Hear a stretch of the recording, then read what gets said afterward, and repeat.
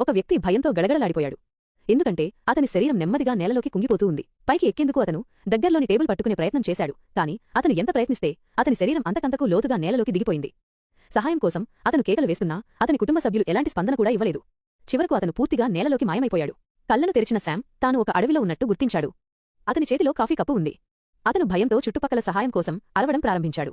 కొద్దిసేపటికే అతని ఎదుట ఆదివాసీల గుంపు కనిపించింది. మొదట శామ్కు వారు ఏదో సినిమా షూట్ చేస్తున్నారని అనిపించింది. కాని క్షణంలోనే ఆదివాసీలు అతని చుట్టుముట్టి తమ ఆహారంగా మార్చాలని ప్రయత్నించారు.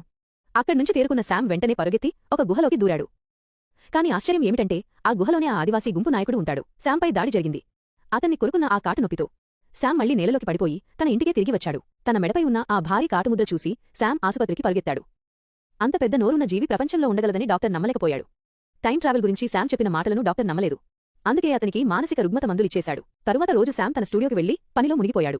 కాని మాట్లాడుతుండగానే అతని శరీరం మళ్లీ నెమ్మదిగా నేలలో కుంగిపోవడం ప్రారంభించింది.